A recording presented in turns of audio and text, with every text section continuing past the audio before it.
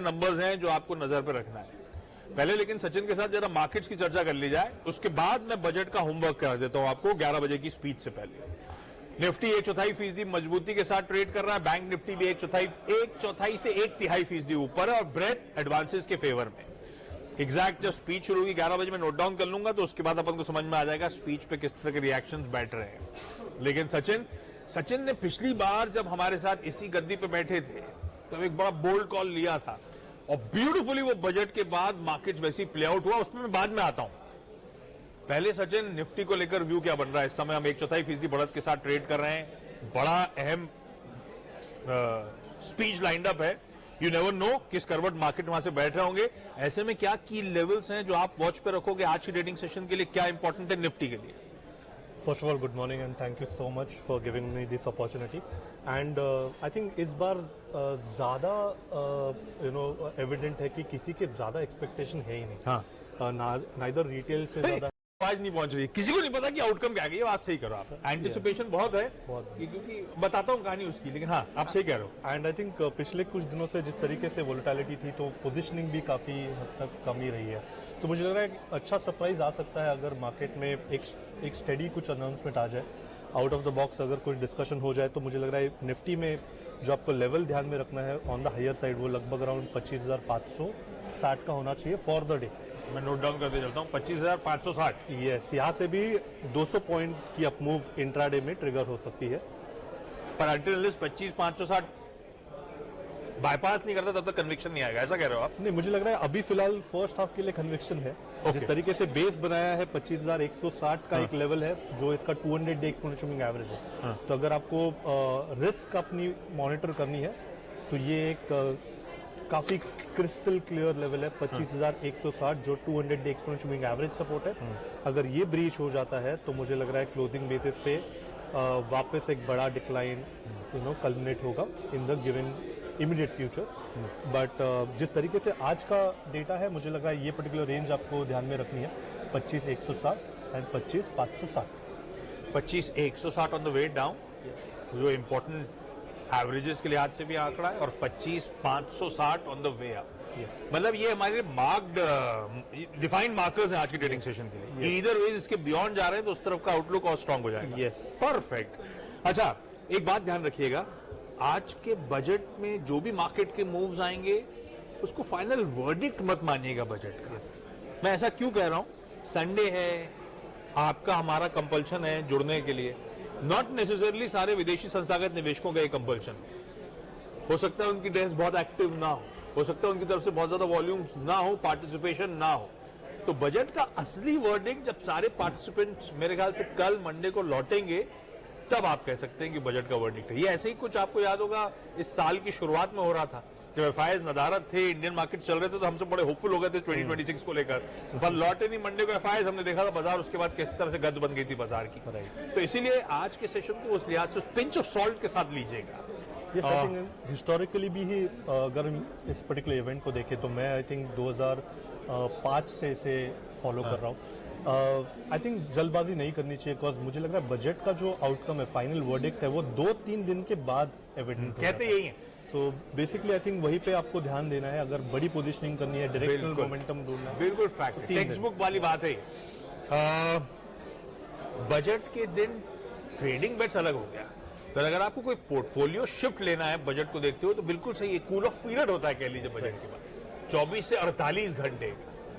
तो कोई major portfolio shift के डिसीजन लेने हो तो उसका इतना इंतजार करिएगा। अच्छा, समय कम है, मुझे आपको बजट का होमवर्क भी कराना है, स्पीच शुरू होने में ज्यादा टाइम बचा नहीं है। इसमें आ गया, ये आ गया। ये सचिन ने मेंशन करा था लास्ट टाइम जब मैंने निफ्टी बैंक के आउटलुक की चर्चा करी थी। ये बजट के टाइम उस टाइम का डिस्कशन है जो सचिन ने आपके सामने रखा था। ये उसी टाइम का है ना? यस, ये बजट डे है, ये बजट डे की मूवमेंट थी। हाँ, एंड उसके बाद जो उसके बाद डिक्लाइन आएगा और उसके बाद मतलब ब्यूटीफुली मैप करा था। उसके बाद तेजी का कॉल। सचिन एक्सप्लेन करो आप इसको, उसके बाद मैं इस बार के बजट की प्रेजेंटेशन पे आता हूँ। तो लास्ट ईयर जिस तरीके से मार्केट की पोजीशनिंग थी, एक काइंड ऑफ टेक्निकल चार्ट पे एक डबल बॉटम की उम्मीद बताई जा रही थी। And major I think thrust यहाँ पर तेजी पे नजर आ रहा था। उस हिसाब से जिस तरीके से बजट डे की मूवमेंट हुई थी वहां पर एक डिसाइसिव ब्रेकआउट नहीं था, एक spinning top kind of formation था। Spinning top formation generally technicals में होता है कि किसी को अंदाजा नहीं है। दोनों जो बुल्स एंड बेयर्स है वो इक्वली डोमिनेट कर रहे हैं एंड कहीं से भी प्राइस पे एक वर्डिक्ट नहीं बन रही थी। तो ये पर्टिकुलर फॉर्मेशन की वजह से एक हाईलाइट हुआ था कि अगर मार्केट में वो थ्रस्ट मिलती भी है तो आई थिंक कहीं जाकर एक फाइनल ड्रॉप इन द ऑफिंग है। एंड लेवल्स के लिहाज से हमने 48,500 की बात की थी कि ये पर्टिकुलर जो लेवल है वो शायद निकला। उसके बाद की जो तेजी मिलेगी वो कब से शानदार होगी। आई थिंक ये पर्टिकुलर हमने एक इवेंट को मैप करके एक आउटलुक दिया था। मैं तो भूल भी गया था, सचिन ने रिवाइज करवाया था मुझे कुछ दिन पहले, तो मैंने वो चार्ट ग्रैब करके रख लिया। ये दिखाऊंगा जरूर कैसे ब्यूटीफुली जो चर्चा हुई थी निफ्टी बैंक की वैसे ही प्ले आउट हुआ। उसके बाद फॉलोइंग बजट प्रेजेंटेशन। इस बार का है क्या मैगी? इस बार का सचिन का चार्ट दे सकते हैं हम लोग? इस बार थोड़ा सा हम लंबा डेटा देखेंगे, अगर हो सके तो दिखाइएगा। तो सचिन ने जो चार्ट भेजा हुआ है वो दिखाने की कोशिश करेंगे हम लोग, तो उससे आपको समझ में आएगा। अच्छा, इस बीच कुछ इंपॉर्टेंट चीजें, कुछ इंपॉर्टेंट होमवर्क करा दूं क्या मैगी? टाइम लगेगा? आ गया होगा शायद। ये वाली है, ये देखिए आ गई। हाँ, आप चाहो तो प्लीज जूम इन करते रहना, हम दोनों को दिखाने की जरूरत नहीं, ये दिखाना ज्यादा इंपॉर्टेंट है। हाँ, सो ये जो आपके स्क्रीन पे है ये है निफ्टी का मंथली चार्ट्स का data. Every bar is one single month. Okay, and ये डेटा मार्च 2020 के ड्रॉप से मैंने यहाँ पर प्लॉट किया है। आपको ये चाहिए तो आप ये ले लो। हाँ, ओके। सो मार्च 2020 से लेके जो निफ्टी पे जो एक monthly higher top higher bottom sequence या जिसे हम एक बुलिश सीक्वेंस बताते हैं वो पर्टिकुलर सीक्वेंस यहाँ पर प्लॉटेड है। एंड लगातार आपने देखा होगा कि यहाँ पर एक ग्रीन लाइन नजर आ रही है आपको, जो इसका 20 month exponential moving average support है। ओके, चर्चा हुई थी निफ्टी बैंक की वैसे ही प्ले आउट हुआ। उसके बाद फॉलोइंग बजट प्रेजेंटेशन। इस बार का है क्या मैगी?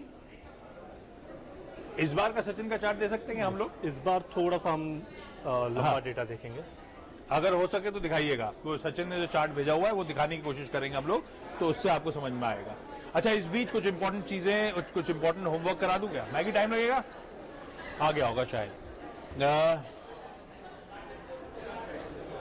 ये वाली है, ये देखिए आ गई। हाँ, आप चाहो तो प्लीज जूम इन करते रहना, हम दोनों को दिखाने की जरूरत नहीं, ये दिखाना ज्यादा इंपॉर्टेंट है। हाँ, सो ये जो आपके स्क्रीन पे है ये है निफ्टी का मंथली चार्ट्स का data.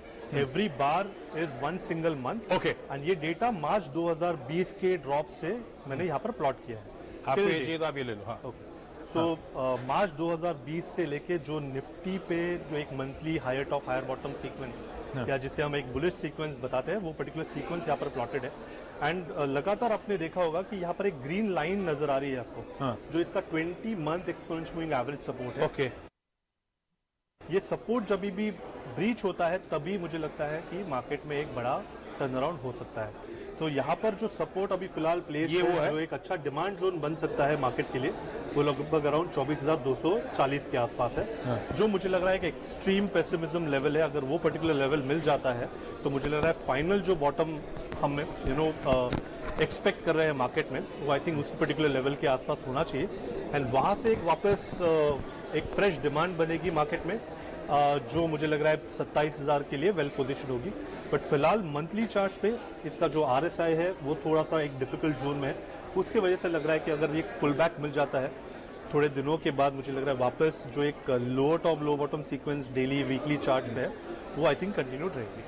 Perfect perfect perfect. Sachin से